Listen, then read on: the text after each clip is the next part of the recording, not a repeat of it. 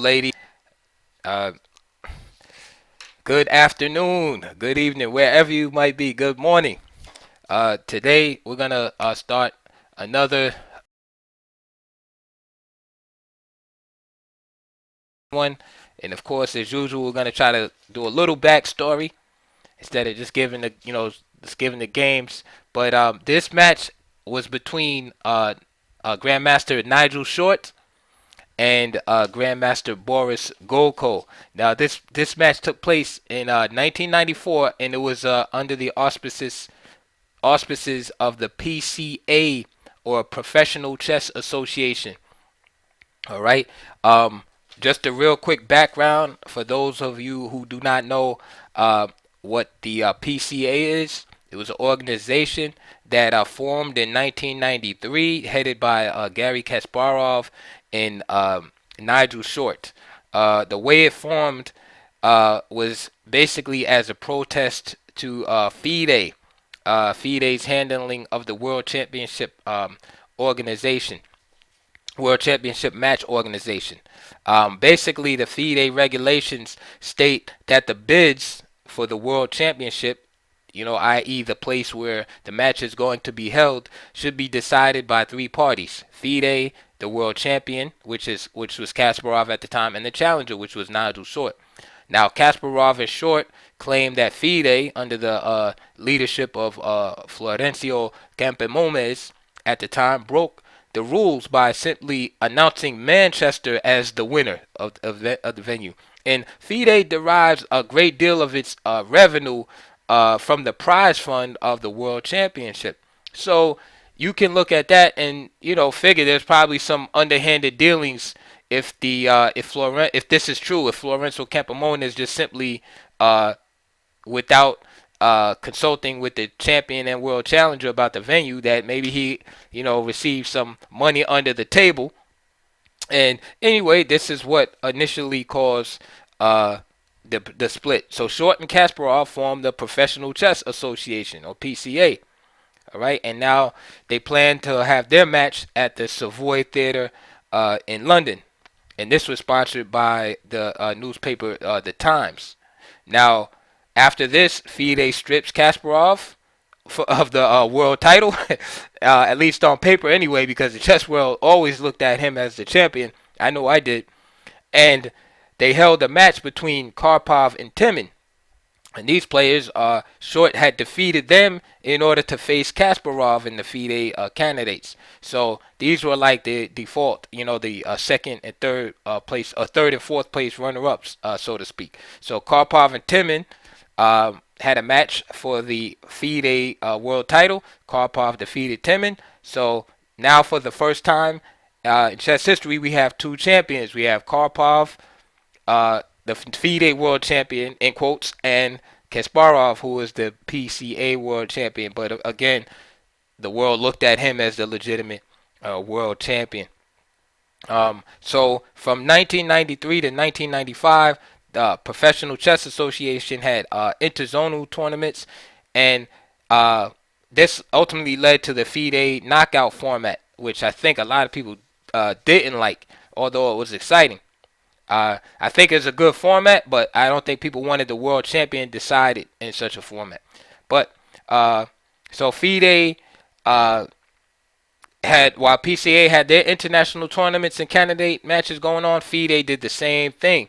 So you had many players participating in both the FIDE tournament and the PCA. So this is why, for instance, you have in the PCA matches, you have, say, like Kamsky playing Anand, right, at the same time, and then he also playing Karpov for the world championship, the FIDE world championship in the Lister in 1996.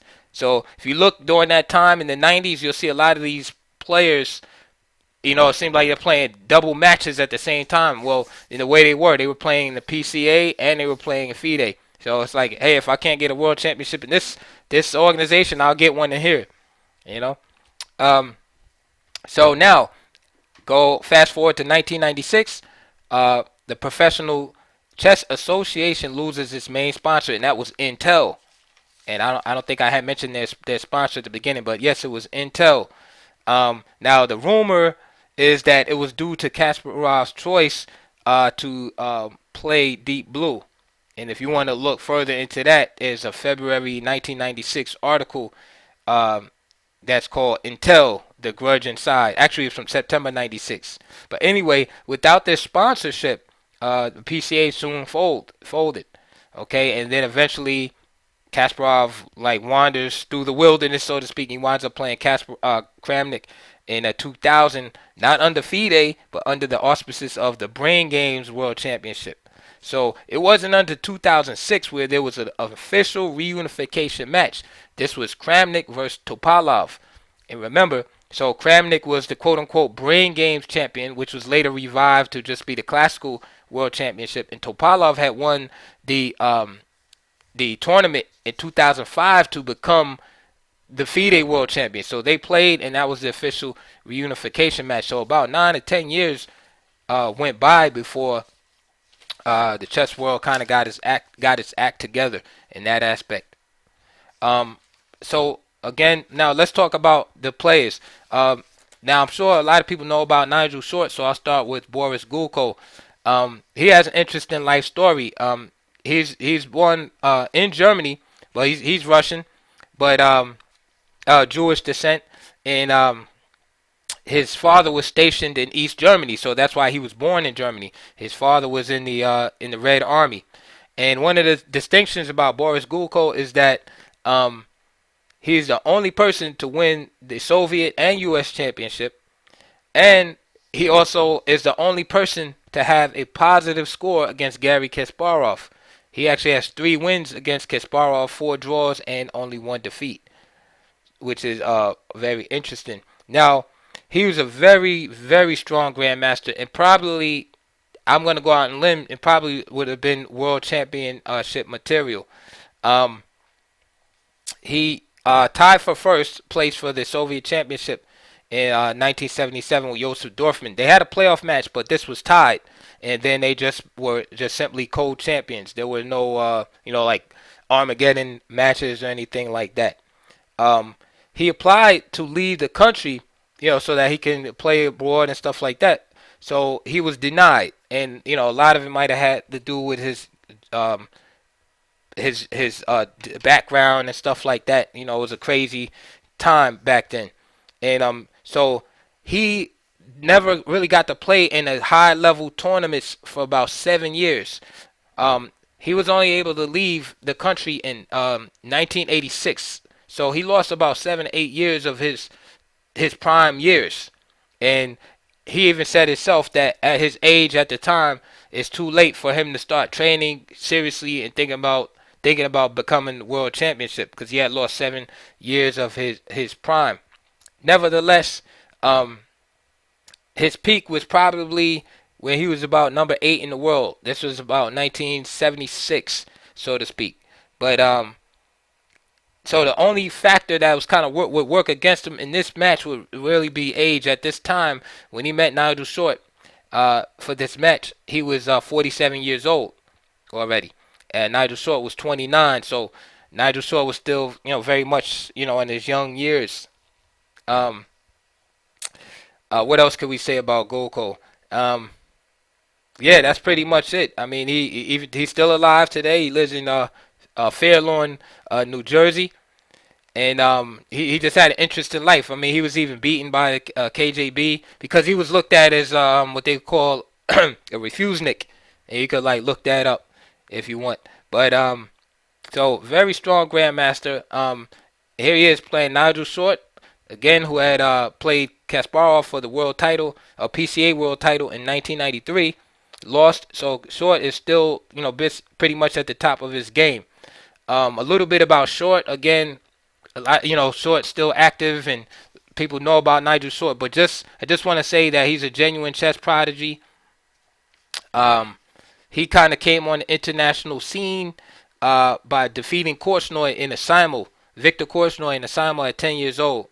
Then he was the youngest participant in British Championship at 11, named International Master at 14. And of course, this is a big deal, back in, late 70s, Now you have these guys coming out of nowhere. This guy, he's just born. He's already an international master. Nowadays with the computers and the internet and the spread of information. I mean, now you have toddlers, becoming, getting IM norms and stuff like that.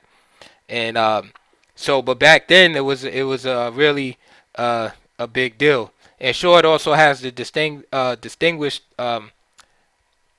you know, uh, place to be the first Englishman to play for a world championship title. Um, I want to say another thing. While this PCA tournament is going on, right, this PCA match, what's interesting is since Nigel is one of the founding members, and this is a psychological aspect that can't be understated, is that being one of the founding members, he is responsible for the conditions of the players and playing hall and all of that type of stuff too. So it's interesting that he's playing matches, but at the same time, he still has to be responsible to make sure players are treated fairly. Their living conditions are acceptable. The chess playing conditions are acceptable. So he has to think about the organization. At the same time, he's thinking of you know his match with Boris Gulko. Also, at the same time, besides this match, Viswanathan Anand was playing experienced grandmaster named Oleg Romanician, and this is Anand, man, at his absolute peak. This is when he used to play real fast. He was like a known as a speed king. He finished his games at 20, 25 minutes. And this Anand Romanician match, maybe I'll get a chance to look at that down the road. But he Anand just destroyed Romanician. I mean, Romanician was losing on time in these games, getting lost positions, losing on time. I mean, 2 hours losing on time, and the nine would only spend like less than 30 minutes for every game. Nine was just simply just incredible at this time. One more thing I want to say about this matchup before we get into our first game is that um, it's a great match. If you want to learn about the about this variation, right? It's Carol Khan, but this specific variation, knight d7. Look at this match. Gulko stuck to this variation the whole entire match. So it's a great learning experience to see how Short was trying to deal with it and make adjustments. I call this the Carol Khan match because that's all you see. It's not even different variations of the Carol Khan, but this particular variation. So game one was drawn, a hard-fought struggle in this variation of the Carol Khan. And just real quick,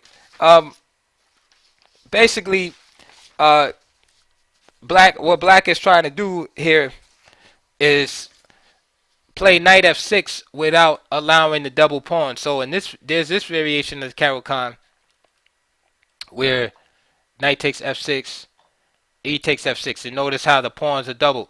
And then there's this other variation of the Carol Khan where I think it's called the Bronstein variation, where g takes f6 is played. More enterprising for Black, of course. It gets the open g file, but of course he has the worse pawn structure. So the more active player would play like this, more conservative player would play like that, and then the super conservative player who wants to avoid weakness at all costs will play knight d7 first, and then after, say, knight f3, then knight takes f6. So the first game, as I said, was drawn, and now we're gonna move to game two, and this is why I mentioned again. I'm sorry, I didn't mention who had what color pieces, but yes, in that first game, Short was white, Gulko was black, and now in this game, this is game two. Gulko is white and Short is black here.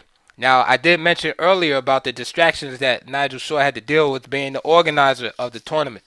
So let's look at this game. Gulko opened with the English every game. C4. So E5 from Short. knight c3, knight f6, knight f3, knight c6. So we see Nigel playing this classical, kind of reverse Sicilian, but this would, technically be called English opening four knights variation. So d5, c takes, all seen before. Knight jumps back in the ancient days. You still might see it every now and then. Bishop e6, trying to keep the knight there on d5, but for years and years, this has kind of been like the main move and superseded. Bishop e6 is basically opting to control the square d5 rather than occupy it.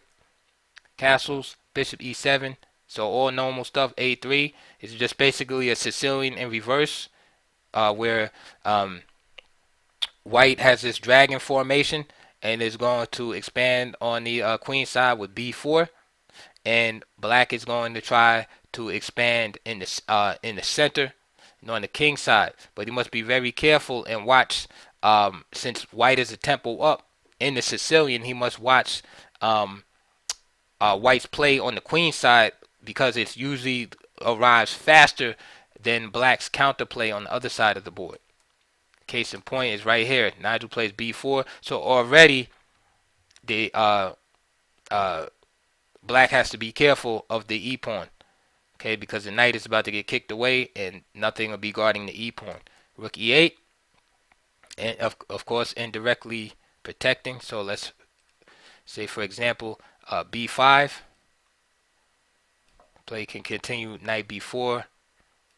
Let's just snatch this pawn, and bishop f6 here. And let's just, make a corny type of move. Knight takes e2, and then you can see the idea. Knight takes e2, and notice the rook on a1 is unprotected.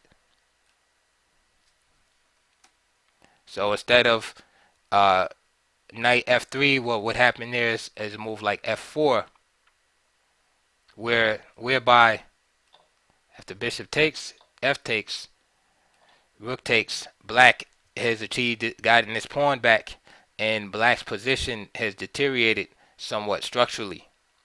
Okay, the pawns are a little bit compromised there. That's the purpose behind rook e8, indirectly protecting the e5 pawn. So rook e8, d3, and now bishop f8. So now the pawn is legitimately threatened, so the bishop goes back. It's kind of like the Ruy Lopez, where that bishop goes back to f8. Bishop b2, a5. Now again, like I said, white's play on the queen side is too fast. So he's up a tempo in the Sicilian. Just think, in the black side of the Sicilian, white can usually, when white is playing and the black is playing the Sicilian, white usually has time to attack more aggressively on the king side.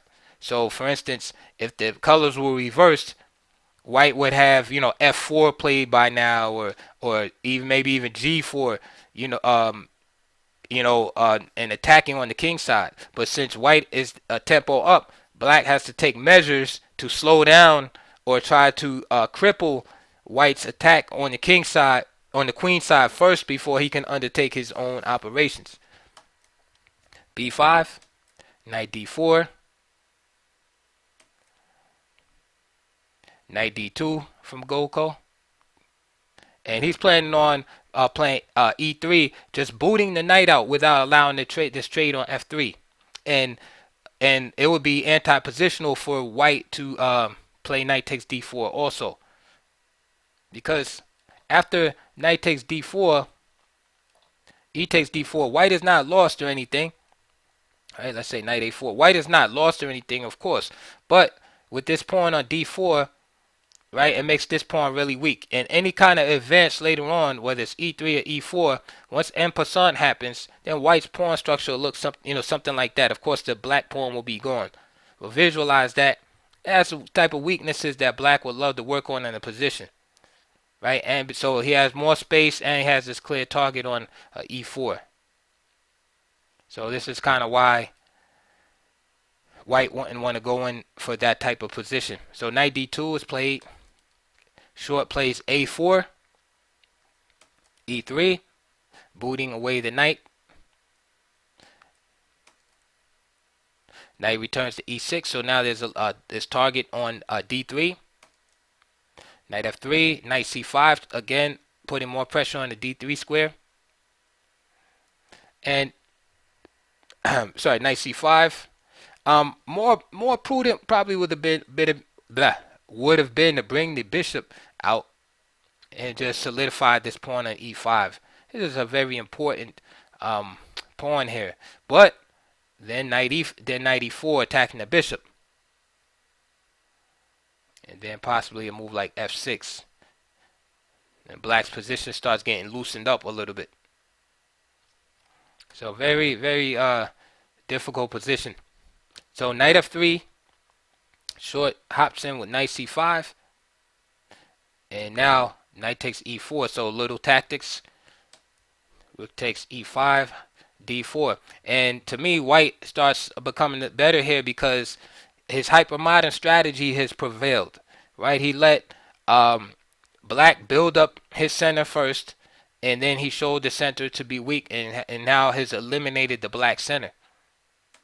Rook g5, d takes e5, queen takes, rook a takes d1, and now rook takes c5. And now it is white who dominates the center. Rook d8, and now f6. And this provides a flight square for the king to come to f7 so that the bishop can come out. Rook fd1, king f7. Rook 1 d4. Very, very good move. The rook is placed optimally as it puts pressure here on this a4 pawn, so it makes it very difficult for this knight to try to make any moves. And then this rook can move along this fourth rank. And so there's a little bit of a crippling aspect here. And it's not, again, black is not lost or anything, but it's an uncomfortable position. And these are the type of positions easy to make a one move error in. King e7. h4. So Gulko's kind of making like waiting move. It's like playing, they're like volleying in tennis.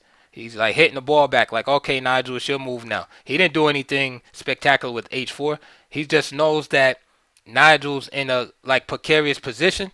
So he's just white. In other words, white's side is easier to play. So he hits the ball back to Nigel, say, okay, now you make a move, because Nigel's moves are more critical.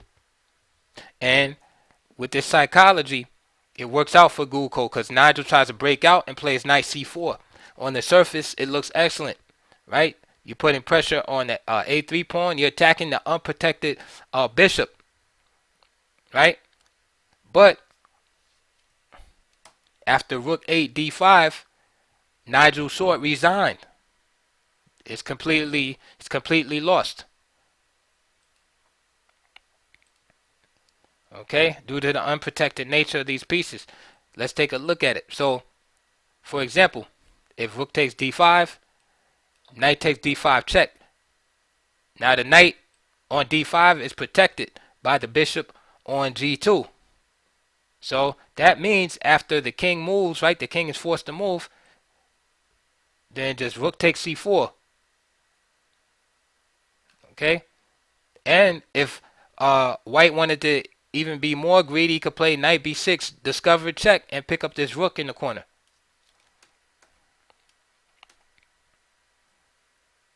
So there's no way to for Nigel to protect both pieces. If he plays knight takes b2, then simply rook takes c5. Okay, down the exchange, this pawn is threatened. Then it's not even clear exactly how this knight is going to get out. Okay, so let's say, for example, king e8, rook takes c7. Right, the only way to really protect the knight There's all type of moves here. Rook takes g7, knight d5, rook b8, anticipating knight b6, and then Gulko would just clean up. So there you have it. There's a one-move blunder in game 2 of this PCA qualifying match by Nigel Short. And again, that came from the extreme pressure that was put on the position. That's what I was trying to emphasize, is that the position was extremely uncomfortable. Right? Like, as black, you wouldn't want this position. You know, white's position looks more fluid. Pieces look more coordinated. White's pieces look kind of, black's pieces, excuse me, look randomly placed. Right? Some not developed. The ones that are developed don't really have any purpose to them. So we're ending this video on here. So after 2 games already, Gulko was up. The veteran grandmaster was up 1-0. All right, so we'll pick up on the next video. I hope you enjoyed that. Please like, subscribe, and feel free to ask questions. See you on the next video.